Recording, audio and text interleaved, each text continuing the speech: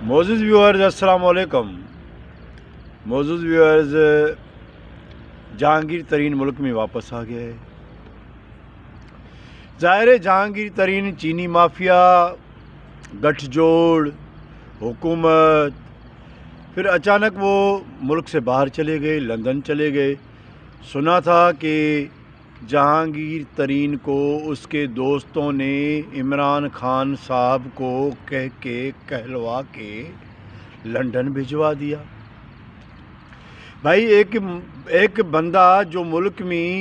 20-22 کروڑ لوگوں کو مہنگی چینی بیچنے کے الزام میں ملوث ہے، مطلوب ہے، وہ جو بندہ کھا نہیں سکتا، پی نہیں سکتا چائے میں، وہ بندہ ملک سے باہر چلا جاتا ہے۔ یہ کیسا قانون ہے جو مجھے سمجھ میں نہیں آتا۔ کوئی بتلائے تو صحیح کہ ایک مطلوب بندہ 22 کروڑ لوگوں کو چینی بیچ رہا ہے مہنگے داموں پر، اور وہ اچانک رات کے اندھیرے میں ملک چھوڑ کے لندن چلا جاتا ہے، اور لندن چلا گیا، زبردست، فرسٹ کلاس، اور لندن میں بیٹھا رہا۔ پھر سنا کہ میاں محمد نواز شریف صاحب سے ملاقات بھی کی یا نہیں کی، لا عالم الغیوب، مجھے نہیں پتا، غیب کا علم تو خدا ہی جانتا ہے کی ہوگی۔ ظاہر ہے لندن گیا ہے۔ اس کے بعد کیا ہوتا ہے کہ اچانک ایسا کیا ہوتا ہے کہ جہانگیر خان ترین صاحب ملک میں واپس آتے ہیں، اور ملک میں یہ کون سی قوتیں ہیں جو اس کو کوشن دیتی ہیں، گرین سگنل دیتی ہیں کہ آپ واپس آ جاؤ۔ وہ واپس آ جاتے ہیں، آتے ہی چودھری شجاعت صاحب کی عیادت پر چلے جاتے ہیں، فرماتے ہیں پرانے تلک آتے ہیں، خاندانی تلک آتے ہیں، طبیعت پوچھنے آیا ہوں۔ کس سے؟ چودھری شجاعت صاحب سے۔ چودھری شجاعت صاحب جی پارٹی نے جو ہے کہ وہ خان صاحب کے زہرانے میں شرکت ہی نہیں کی۔ خان صاحب جب تکلیف میں ہوتے ہیں، پریشان ہوتے ہیں تو زہرانہ دیتے ہیں، اتحادیوں کو بلاتے ہیں، اچھا کھانا دیتے ہیں، تیتر بٹیر اس میں موجود ہوتا ہے، پکی مچھلی ہوتی ہے، کھانا ہوتا ہے۔ اور اس کھانے میں اس دفعہ تو سنا تھا کہ سیٹس تھی، جو مینیو تھا، اس مینیو میں جو وینیو تھا وہ الگ الگ تھا، لیکن چودھری شجاعت صاحب جی کی جو پارٹی ہے کاف لیگ، وہ اس میں شریک ہی نہیں ہوئی۔ اب جو عمران کے زہرانے میں شریک نہیں ہوئی، اس پارٹی کے چیئرمین کو محترم جہانگیر ترین خان اس کی عیادت کرنے ہاسپیٹل جاتے ہیں۔ اب جہانگیر خان ترین صاحب جو ہے وہ لندن سے واپس آئے ہیں، پتہ نہیں وہ عمران صاحب کو گرانے آئے ہیں یا اس کو ہیلی کاپٹر فراہم کرنے آئے ہیں، یہ تو آنے والا وقت ہی بتائے گا۔ ہم سب اس انتظار میں ہیں کہ جو جہانگیر خان ترین آیا ہے یہ کس کے کہنے پر آیا ہے، آخر وہ کون سی قوتیں ہیں جنہوں نے اس کو بلایا ہے، وہ آیا ہے بڑے مان شان پروٹوکول سے آیا ہے۔ بھائی بہت بڑا اسکینڈل تھا، اتنا بڑا اسکینڈل تھا کہ 22 کروڑ لوگوں کو مہنگی چینی بیچ رہا تھا، وہ چینی جو بہت قیمت میں، بڑی اہم قیمت میں بیچ رہا تھا۔ اچھا، اس کے بعد جو اہم ڈیولپمنٹ ہوئی ہے، ثناء اللہ زہری صاحب سردار ہیں، اس کے بھائی سندھ میں قبضے وغیرہ کرتے رہتے ہیں، اس کے بچے، وہ لینڈ مافیا سرپرستی، اس نے بھی اچانک بغاوت کا اعلان کر دیا ہے، اور کہہ دیا ہے کہ نواز شریف صاحب تو لوگوں کو رات کے اندھیرے میں چلے جاتے ہیں، لوگوں کے پیٹ میں چھرا گھومتے ہیں، وغیرہ وغیرہ وغیرہ۔ یہ جو انہوں نے زبان درازی کی ہے، یا انہوں نے جو اپنے لب کشائی کی ہے،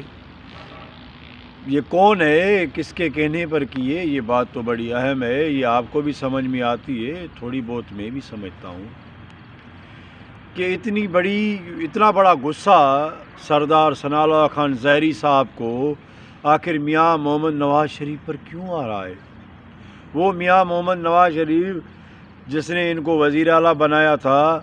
ڈاکٹر مالک کے بعد، اور وہی اس کی گورنمنٹ جب گر رہی تھی تو نواز شریف صاحب کے بھی پر جل رہے تھے، کیونکہ جب بھی وفاقی حکومت گرتی ہے تو اس سے پہلے بلوچستان کی حکومت گرتی ہے، یہ تو آپ کو بھی پتہ ہوگا، تھوڑا بہت میں بھی جانتا ہوں،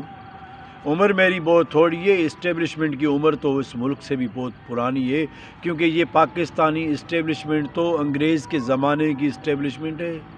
وہ تسلسل جاری ہے، وہ مسلط ہے، وہی اسٹیبلشمنٹ جو انگریز ہمیں دے کے گیا تھا۔ میں سمجھتا ہوں کہ یہی اسٹیبلشمنٹ ہے جنہوں نے آشرواد رکھا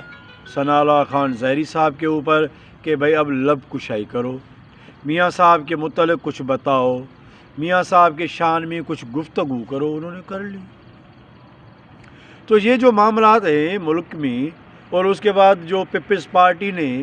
جو بیچ میں لکیر ڈالی ہوئی ہے، دوبارہ کہتا ہوں، پی ڈی ایم کے اندر یہ دراڑیں تو پڑنی تھی، کیونکہ ہے ساری مفادات کی جنگ ہے،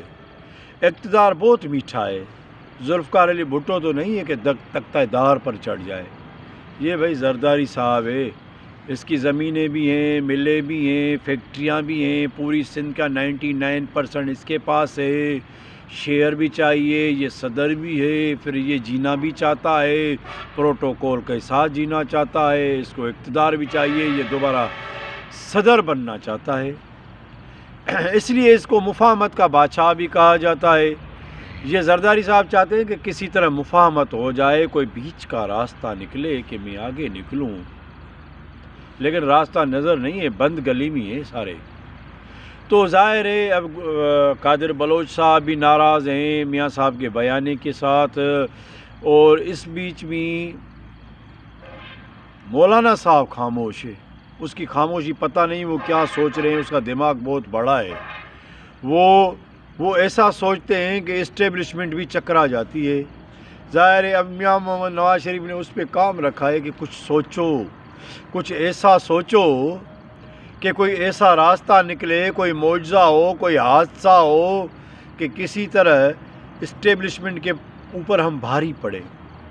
کیونکہ بلاول بھٹو زرداری صاحب وہ جو چھوٹا بچہ بظاہر ہے، اس کا جو بابا ہے مفاہمت کا بادشاہ ہے، BBC سے انٹرویو دلوایا ہے، اور اس میں یہ اس نے وضاحت کر دی کہ میرا تو تعلق ہی نہیں ہے، وہ ان کا ذاتی بیان تھا، جنرل باجوہ صاحب کا نام لیا، جنرل فیض صاحب کا نام لیا، میں نہیں جانتا، APC میں کوئی اور بات ہوئی تھی، انہوں نے کوئی اور بیانہ شروع کر دیا، اب میں I don't know about this کہ یہ کیا ہو رہا ہے، ہم تو 3 نسلوں سے لڑ رہے ہیں، بھائی 3 نسلوں سے تو بھٹو لڑ رہا تھا، زرداری صاحب کی تو کوئی نسل ہی نہیں لڑی ہے۔ ہاں وہ میاں غلام شاہ کلوڑو، میاں نورمن شاہ کلوڑو کے حکمران جب تھے تو ان کا دادا جو تھا ان کا فنانس منسٹر تھا، اس میں کوئی شک نہیں ہے، تو یہ پرانے سیاستدان، جین تو ان کے وہی ہیں۔ تو عزیزان من، اب دیکھنا یہ ہے کہ ملک میں یہ جو کھچڑی پک رہی ہے، جو اسٹیبلشمنٹ کی دیجکی بھی تیار ہے، اب میاں صاحب اس میں کیا کرتے ہیں، PDM کیا کرتی ہے، پیپلز پارٹی کیا کرتی ہے، ظاہر ہے ملک میں ایک شور سا مچا ہوا ہے، ملک میں نیندیں سب کی اڑی ہوئی ہیں۔ ثناء اللہ زہری صاحب نے ایک انٹری ماری ہے،